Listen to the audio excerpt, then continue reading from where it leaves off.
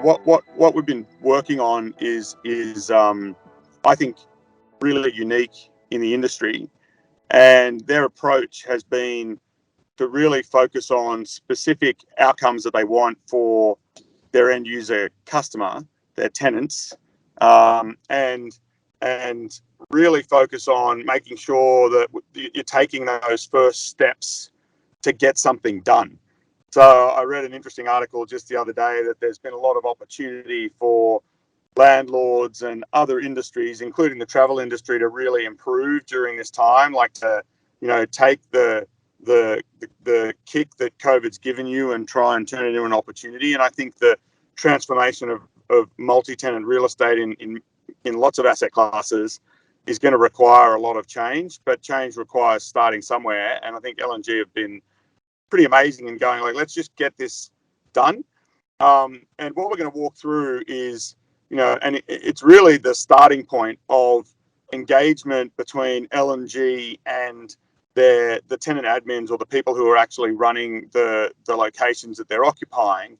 But there's a long way to go, right? So, we could focus on UX, we could focus on bells and whistles, and trying to build a platform that does, all things to all people. But that's proved pretty unsuccessful in terms of moving the dial in a lot of other places. So I think that LNG's approach being composable, so just basically tackling one outcome at a time, and then going, like, let's take the first step to get this out to customers, and then let's educate them on how to use it and why it's a good thing. I think has been really great. And Mark, have you got any comments on that? I assume you agree with all of that. Yeah, I think just to frame it, Paul, for this session, is that we are talking about a business-to-business platform. So this is where we're targeting what we call the occupier representative. So that could be a property director or a facilities manager that's responsible for the lease. And the reason why it's important for us is that we've got 4,500 leases across the UK. We've got huge net zero carbon targets, and a lot of that comes from occupier engagement. And 50% of our portfolio is industrial.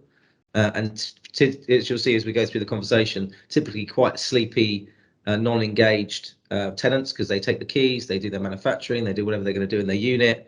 You wouldn't necessarily expect a deep relationship. So we had a problem to solve, if you like, which is, how do you drive engagement at scale that all funds can benefit, all property types can benefit? And then how do you do some of the real stuff that we've wanted to do, which is like proper community engagement? How do you create a story around these assets at a local level? So it's been what we set out to achieve, as Marcus said, was probably one or two big things, and along the way we've actually solved some other problems as well, which I think the preamble was useful, because this is not about a user app in an office building, right? This is about thousands of businesses across the UK that we need to interact with as a landlord to get a better engagement with, and that could be an SME of 2 employees all the way up to Amazon or someone like that has 4 or 5 big distribution units in our portfolio. So I think that's the challenge we've got here, is how do you level up between the small operator that also needs to save energy and deliver a service to their customers, to the multinationals that need to do the same thing, but probably in a different way. Fantastic. No, that's great. And delighted to be here with Marcus from ility and Mark from LGIM. So let's fire away and let's have a look at what we're talking about. This is so with ility, and with most systems, there's a front end and a back end, and you've got to start somewhere. So admins across LNG are given access to using the ility framework in order to manage certain components, and we're just rolling this out right now. So this has been managed pretty centrally until now, and essentially you can go and you'll see that there's hundreds of properties here, but we can go and have a look at one that's got a little bit of activation on it. And this is actually a shopping centre, which is a little more flashy than what Mark was talking about in terms of the industrial stuff, but it's much better viewing for the podcast. So I'm a super admin, so I've got access to hundreds of buildings here. But basically, I can go in and I can actually see some leasing data around the property itself, and this is really important because as a starting point, you need to know, ility is about rights management. So who can use stuff, how they can use it, where they can use it, and how much they might pay for it. All of that in a multi-tenant real estate environment goes back to leasing data. And so we need to know that they've still got a lease on foot to enable us to distribute data to them and manage them as a user at the end of the day. But that's a little less important for what we're going to talk about today. I just wanted to sort of show you that the back end, exists, and there are some fringe benefits of aggregating that leasing data as well. So we've produced here a stacking plan that an asset manager might be able to view to get at a glance occupancy, and this data, is coming ultimately from LNG's data lake. So there are some advantages of packaging, pricing, and distributing in the ility framework that are sort of fringe benefits as well, not just for the customer at the end of the day, but for the end users. So this back end, as we might want to call it, is usable by admins in the LNG business, and we are trying to solve some problems like making their life easier as well. I think another really strong viewpoint that LNG have is if because they have a pretty outsourced model for facilities management. If their asset managers have good visibility to the right data, then they're better as well. So we're trying to help. Obviously, the number one priority is getting out to the customers at the end of the day. But it really helps to have well-equipped asset managers with good information as well.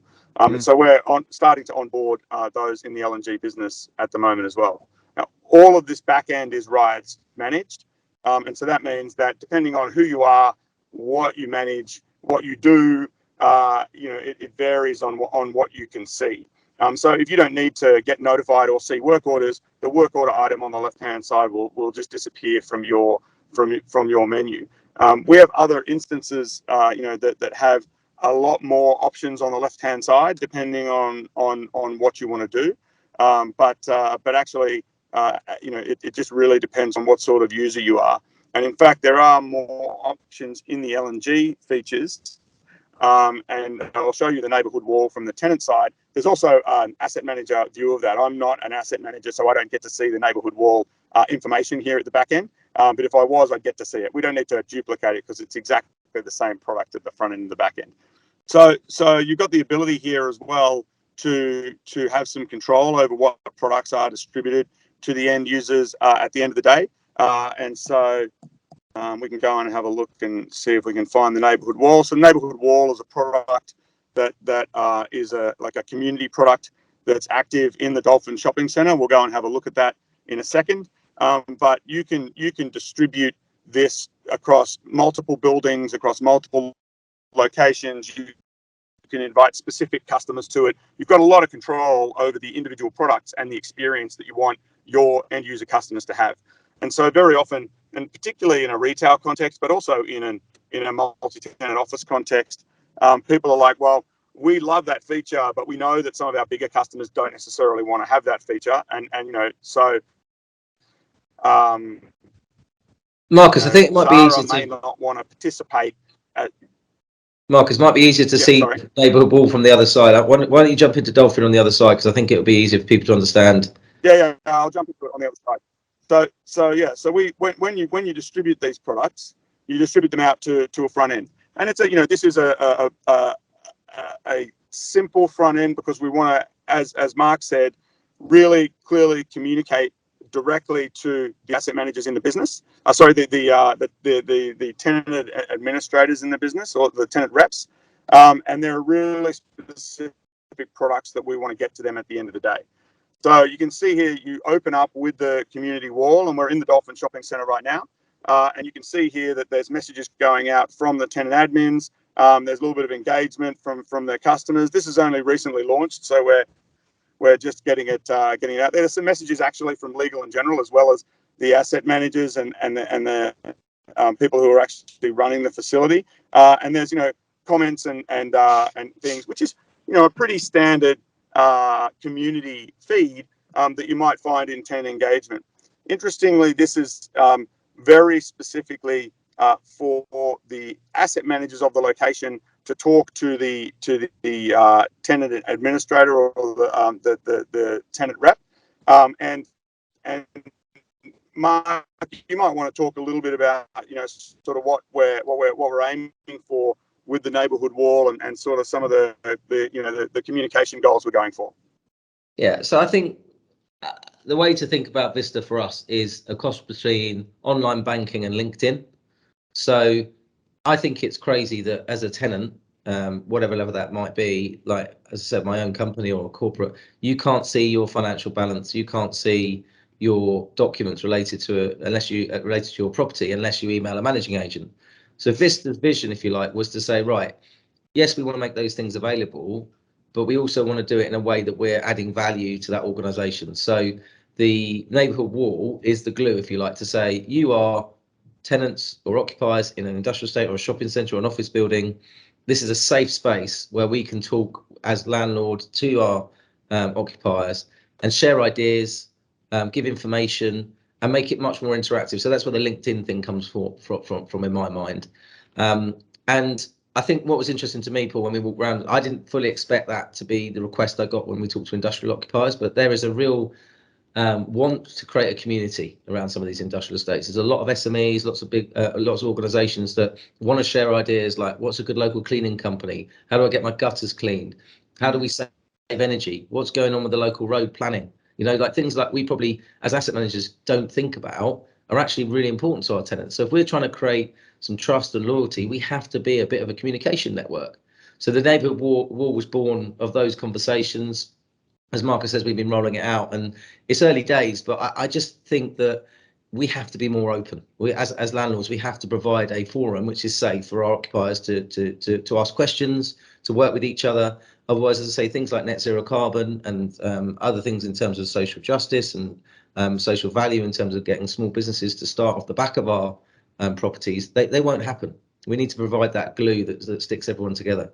And what aspects are there that resemble the online banking? So I think, Marcus, if you look at it won't work for you because this is the cool thing with the rights management, because he's not a tenant, he won't see any finances because you need to have a lease to be able to see finance. But if you see on the left-hand side, yeah, you've got the financial dashboard, which will give you all of your outstanding rent, service charge, insurance charges. And then probably the other one to show Marcus would be sustainability, where we've got the direct link into the energy meter readings and data that we hold for utilities and waste. So trying to make that much more accessible for our tenants so they can use the data, just for their own reporting, but then the next iteration of what we're doing with Vista will be to make that more interactive, offer training courses, offer tips and advice on how we can actually improve that. And how long have you been using this, Mark? So we launched it in September in a very small way across about 10 properties, and then the ramp up has been since January, and we're now at I think it's 220 properties, 2,500 leases, and 1,000 businesses, i.e. users, have access to this product now. And what have been some of the early findings, given that you're only a few months in? Yeah, so I think probably sort of what I expected is people use it for a reference. So like my building documents, my financial statements, my sustainability data is the key on our stats, is what people are looking at. But really interestingly is once we've got people to log in once, they come back. I think that's probably my biggest lesson. It's quite hard to get them to log in the first time because you get this whole thing where it's like, well, why is my landlord sending me a portal? Why would I need this? But actually, once they've been explained to it by the property manager or whoever, and they go on there, they realise actually there's quite a few useful things in here. They are coming back, which I think is quite exciting. What's tended to be the sort of sticky items, as they put it in the sort of web world, of that brings people back? Well, the building documents seem to be the thing that once they understand there's a repository there, that brings them back on. And then what we're measuring is dwell time, so audience, like how long they're spending on the platform. And that's gone up from around 3 minutes at the beginning of the year to 4.5 minutes now. And we anticipate with some of the things we're going to be launching on here, like the ability to take a training course around the basics of net zero carbon, to attend events, live events on here as well. That is what we think will get people to keep coming back once they understand. Yes, I can get my reference piece from this, but also there's a LinkedIn element in terms of a network, some ideas, some content I might not be able to get in my own sphere of influence, if you like. That's where I expect it to really take off in the second half of this year. And I've got some screenshots, Mark, if you want me to just, I can bring those up as well, that sort of show where this is going to go. So as we mentioned, this is the starting point, but this is really unique. Having worked with a lot of landlords and a lot of big landlords, what L&G have done is they've said, okay, we're collecting data on sustainability at a building level. Now, what we want to do is we want to take that data from a building level and take it to an occupier level, and then ultimately take it to a desk level. And the critical thing is that L&G want to get to net zero carbon by 2030, which every landlord has to realise that's not going to be possible unless you get real engagement with your tenants at the end of the day. And so this is about not just giving them a stat on what the building's consumption is and saying, well, we're all hoping we're gonna turn the lights off more.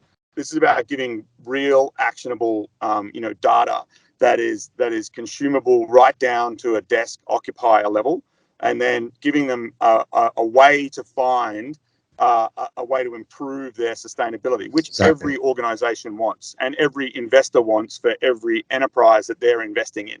And so there's a real drive, that's going to drive more engagement than anything else. Do you want me to show just quickly the screenshots, because it will show where we're headed, Mark? Yeah, I think that's a good idea, Mark. Because I think for me the interesting thing here is that because of our scale, we can do things like say, right, we've got 6 bakeries across the UK, for example.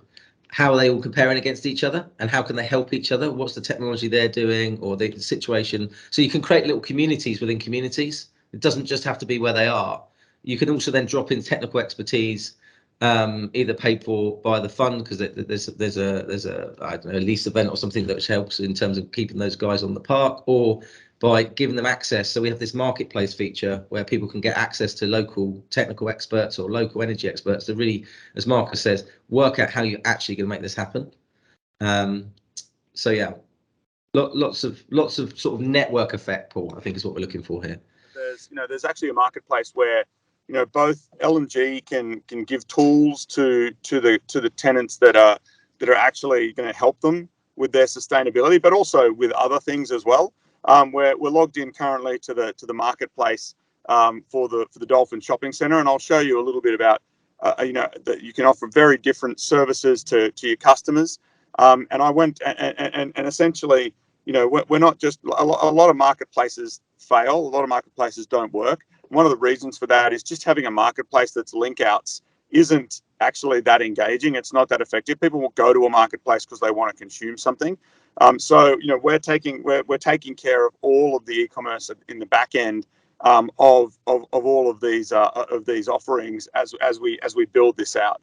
So this is both a marketplace for L&G to promote useful things to their tenants, and then also for the tenants themselves. And you've got a fair bit of engagement here on the Dolphin site for the tenant themselves to market this. Now, this is not a brand new concept, but we really think that this is going to be a lot more like the App Store in terms of the fact that you basically have a community that can access useful services, and you can transact end to end through the marketplace. And I'll show you the marketplace varies really differently from location to location. So in certain locations, like Apex, which is another location, L&G building, they've got a lot of items in their marketplace, and that are from L&G to the customer, like waste wood recycling and pod point charges, things that are a little more suited to commercial office environment, cleaning services. But their local marketplace, isn't engaged because it's not so much like a retail centre. So offering really differentiated offers that are fully, the e-commerce is done from end to end, and then as you can see, quite a lot of engagement from the local marketplace. I think on that one, the challenge for us as a landlord is to move more into that services mindset. So rather than you've signed a lease, we're going to leave you to it, here's your box, certainly in offices, we've got Capsule, which is a fully fitted product. We're able to offer a managed service around that. And that's an interesting one for us in any sector. Like, how do we make ourselves accessible to help people when they want it without being intrusive or a nuisance? And I think that's the balance we've got to get right with here. Then, as Marcus says, the next step for us naturally will be e-commerce. So there's a few products that we can see that you would put on here and you would click through and you would buy, I don't know, a visit from drainage company, or you would book a workspace in another building. And I think that's where second phase, third phase for us, we want to make that much more interactive and drive an interesting dynamic. Again, going back to my B2B point, where as an organization, as the person that's controlling the lease, I can authorize things through this platform, right? We might not even need to get to the point of credit card details, because if you're an authorized business within our portfolio with a certain level of credit, you can buy products and services, and we can then build that in the background through the Vista and ility sort of technology stack and make it seamless. And I think that's really interesting for us as a landlord. You'd see that in serviced office providers, but I think we've seen it in a traditional landlord tenant space before, and that's where we're trying to get to. And will you be offering a particular sort of beneficial sort of pricing and things like that to the market, and in a time when prices are going up, energy, you've got inflation, on there's daily headlines around all that? Will there be a benefit to being on this internal market when you're buying services? I think the obvious one for that is energy and utilities, in terms of opting in to buy with our buying power. So we buy a lot of electricity and gas a year, as you can imagine. So being able to give people access to that, and actually, Paul, sort of following down that net zero carbon route, over the next 4 to 5 years, there's going to be a lot more on-site renewables, which we want our tenants to buy into. But at the moment, that would be quite tricky. Lots of independent conversations, quite confusing. And my view is, through this platform, we can give the tenant the full view of what they're signing up for, what the unit charges are, how it works in the background in terms of the backup with the grid. So you've got that resilience piece. And that's really exciting to me, because obviously we're in a high inflation environment. We've got high energy prices. Can we give tenants, I'm not saying every tenant will take this up, like the big nationals have equal buying power to us, but a huge percentage of our portfolio, which is interesting to me, I found out a few years ago, are in that SME bracket. And they've asked us to help them buy energy, and we've not really been able to do it before because we've not been able to aggregate the demand. So you're absolutely right, Paul. That's exactly the sort of thing. And utilities is an area where we think we can add a lot of value to in that regard.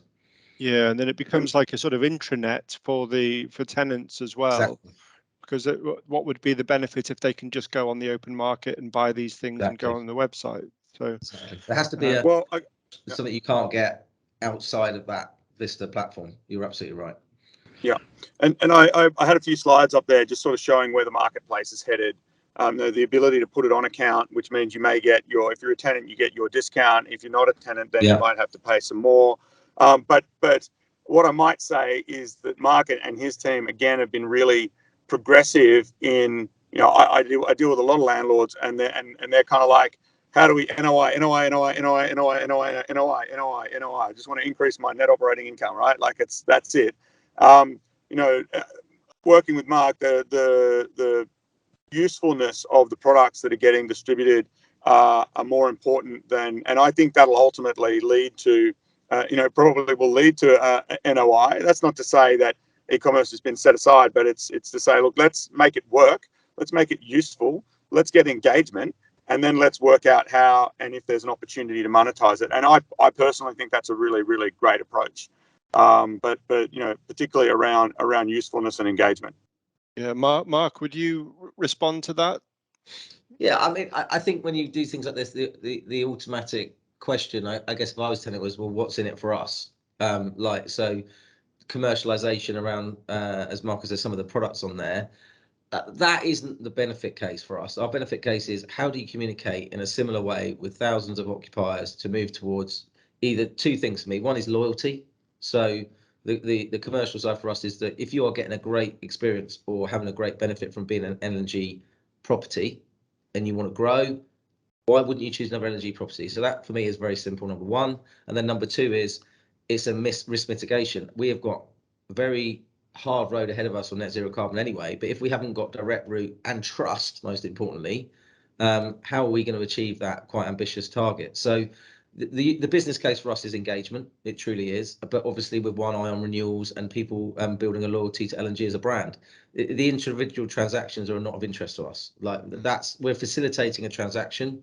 We want it to be a self-moderating market locally as well, which I think is quite cool. So on the neighbourhood wall, you can rate products. So if someone says this cleaning company were great, 3 people jump in and say no, they weren't, then obviously we won't put them in the local marketplace. So you can see how there's a bit of local moderation, a bit of national curation, but ultimately trying to help people that want to be helped in certain areas, give better data to others who need it. So national retailers being a good example, they'll have hundreds of landlords. How do we give them access to better data to do their job?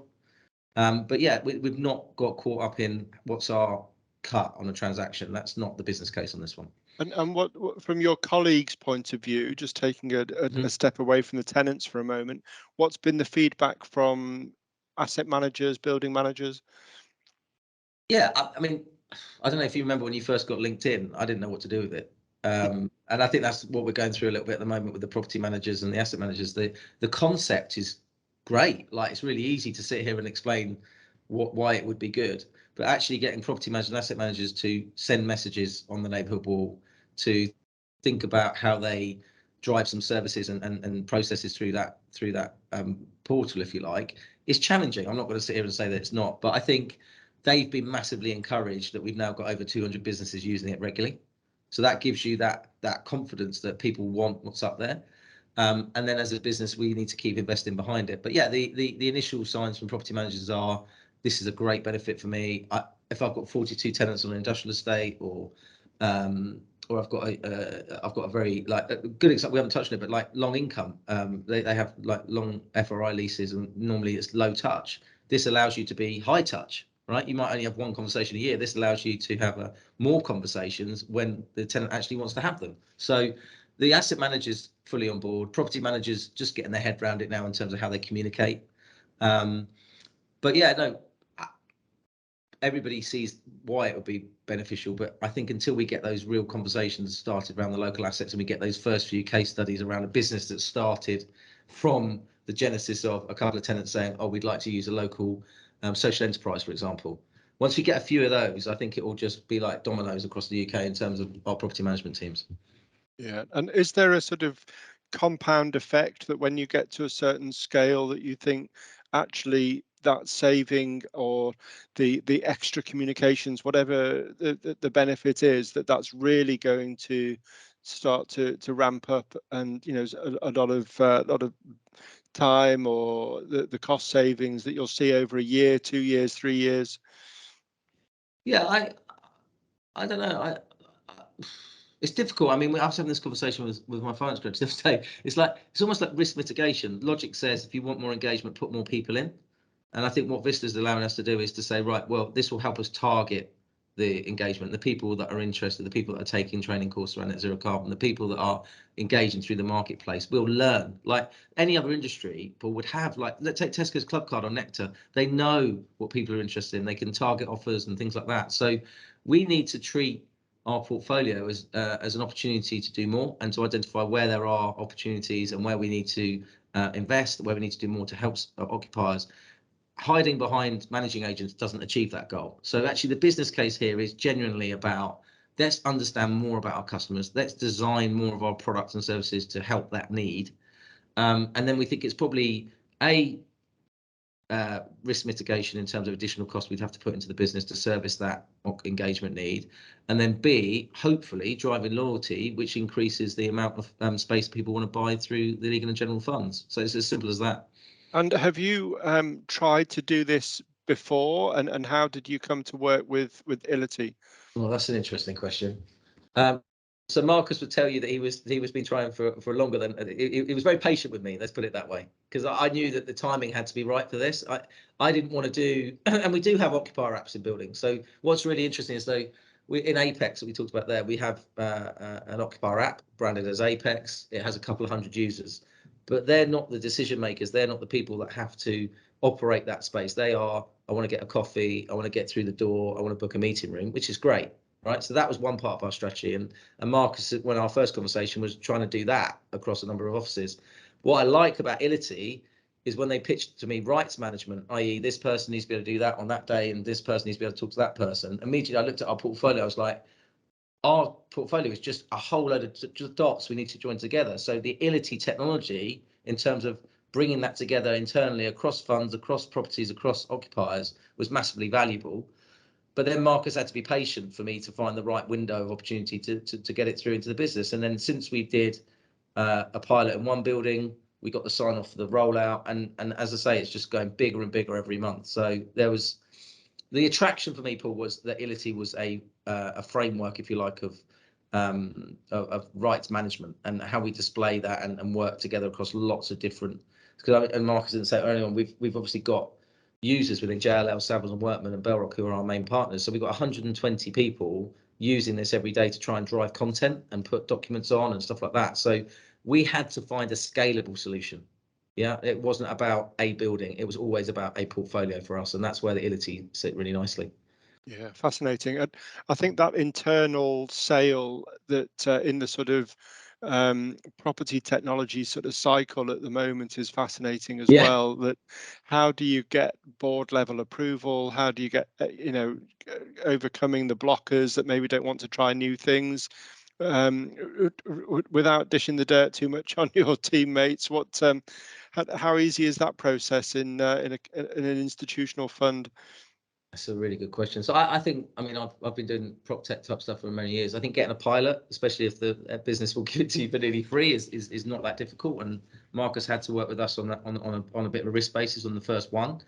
But I think the nice thing about working in the pension fund industry, if I'm honest, is you can take a long-term view. And it's quite simply, I keep coming back to it. It's like, if we don't do something along these lines at scale that allows us to manage multiple tenant relationships and identify where we can have a big impact, what's our other idea? So let's build up the business case for employing another 20 people to go and do that. Oh, well, that's quite expensive. Okay, so here's the technology. It's going to take us a little while. There's going to be some growing pains around it, but let's do this at scale. Let's commit to it, and let's give all the funds and all the tenants the benefit. And I think that's probably an interesting thing because we've got a fund structure. It drives that culture that I don't want to be left behind. So if I can get the tipping point of a number of funds interested in a technology solution, we can do it really fast. And that's been, in my 3 years I've been here now, probably the trick is go slow, like get a good pilot, get a good story, get a good case study, and then get enough people excited that you sort of hit that tipping point that no one wants to get left behind. Yeah, and you get the sort of litmus paper moment, and it just spreads. No, that's really interesting. And pension funds and others have been under pressure over their fees and services, and there's headwinds there as well. So presumably this helps in terms of efficiencies and I mean, I think it's ultra competitive, right? But even like pension funds, we've got lots of choices in the market. We have to show that we're being agile, and I think when you go into some of these presentations, you need to have with the pension with the investors. We need to be, as an industry, really clear about how we are going to achieve net zero carbon. It's not just about writing the plans. It's about proper engagement, proper incentives, taking a long-term view. Things like on-site renewables is really difficult. And as I keep reminding people, it's even more difficult if there's nobody going to buy the energy. So with this sort of evolution as an industry, I think is natural. Like as I said at the beginning, the mindset that you sign a lease often for millions of pounds and then you don't get much visibility in terms of building data, relationship with the person you bought the product from, I think that's going to have to change. So I genuinely feel like this is a natural extension of where landlords will have to go to be that that brand, that association, that pull through that we are going to build a relationship direct, and we're going to achieve our objectives together, whatever they might be at that local level.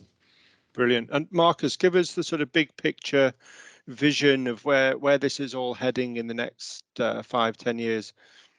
So, I mean, we want ility to be, as Mark said, just a framework for packaging, pricing, and distributing the products that landlords want to distribute to their customers. So if you go, you can choose an off-the-shelf tenant engagement platform, and it'll keep you competitive, but it's not going to give you a competitive advantage, right? It's not going to deliver you to net zero, because actually that's a responsibility the landlord has to take, and so they have to build a product that's going to communicate directly to the exact stakeholders that they need to. So we're very much around, and I'm Mark's obviously very much in agreement with this, but there's certain components of the tenant experience from a communication point of view that LNG want to have some control over, and then there's other things that they don't. So actually, at the end of the day, giving that control is really what ility is all about. We just want to be packaging, pricing, and distribution for awesome interactions between humans and buildings, and I think that people are seeking that out more. I think they're understanding that more. I think there's an understanding that you want to have a product that gives you a competitive advantage, that allows you to create some uniqueness that'll make your building chosen over, make your building chosen over somebody else's building. And I think if that's what's driving the outcomes, I think there'll be a lot of change. But we started ility because there wasn't an overarching framework for packaging and pricing and distributing products. And so, I think the realization that that's necessary for true digitization of real estate is going to emerge in the next 3 or 4 years. And everything we're working on, from ESG to hybrid work to access and friction removal and flex space, I would say they're our sort of headline items. I think they're just about everybody's headline items right now. So I think we're in a pretty good spot. And is real estate in agreement with you, from the people that you speak to? Obviously, Mark is a convert, but what's the market like at the moment for these conversations? It's really hard, right? Like when the music industry digitized, they actually had to deal with the fact that their revenues were going to drop for a little while, and they did, because they didn't know how to monetize streaming. They didn't know. But actually, if you look over a 10-year period, in the recording industry, the revenues have massively increased, even on the straight line trajectory with the dip in the middle, as they had to change to digital, as they went through digital transformation. Now, I think there'll be more resistance from landlords and from the real estate industry, because nobody wants their NOI to drop, and it has a massive flow-on effect of the value of assets if that happens. But at some point, that's going to keep the resistance, our headwinds against us. But at some point, there is going to be a realization, as Mark said, that they don't want to miss out, that there are big organizations that are making very sound decisions around tenant engagement, and that engagement does actually drive loyalty and probably drives your income up.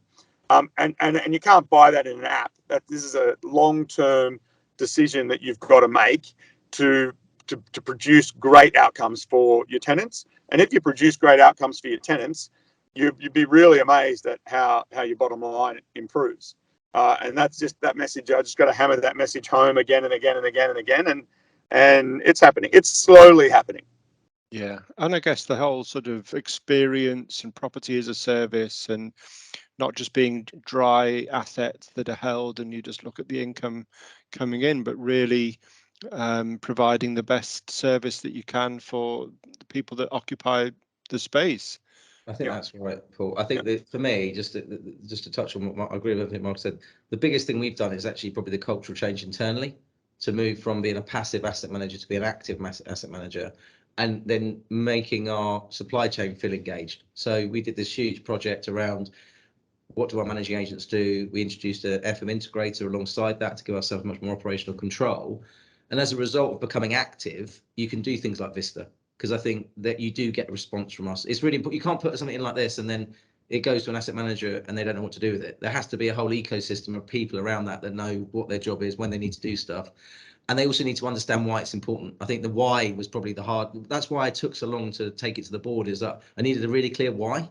And I needed to be really clear that our teams were ready to do that at scale. Because our unique challenge is we've got 690 odd properties in the UK. So we have to do this stuff at scale. And if the people aren't lined up behind the technology, what you end up with is a very flashy website, which annoys people because they want the service, they want the interaction, but the people behind it aren't ready to give it. So that's why we have to go at the pace in some extent of the people, and then it flips, and suddenly then the technology will drive the people engagement, and they start using it as a tool that makes them more efficient, as you touched on earlier, Paul. So I think you've got to get it all in balance, right? You've got to make sure that you understand as a business that you can't just wake up in the morning and say, I want to deliver a service to my tenants. There's a whole piece around that needs to go on to allow you to deliver that. And how long did you have to wait? And what needed to change to open the window for you to present it and be successful? I think people needed to feel like the absolute bottom line on that is had to feel like the teams that we had in our managing agents and within Bellrock were ready. Like the hardest thing I had when I came into this job 3.5 years ago, whatever it was that trust that the external partners cared as much as they did. So that was what I was waiting for, is that tipping point where, and actually COVID in a lot of ways strangely helped that, because it forced our teams to work together and build relationships with tenants around dealing with COVID situations, return to work, forbearance, all those things that have been going on. So actually, I think it was partway through, it was about halfway through COVID, wasn't it, Marcus, actually, that I said, I think we're ready now. I think the teams can take this. They can, this wouldn't just become a reference tool. This would become a key part of how we do business. Because to your point, Paul, there's a lot of oblique property processes which are, from a customer's point of view, difficult, like license to water being one. Getting a way leave in an office building to get connectivity to the internet is hard.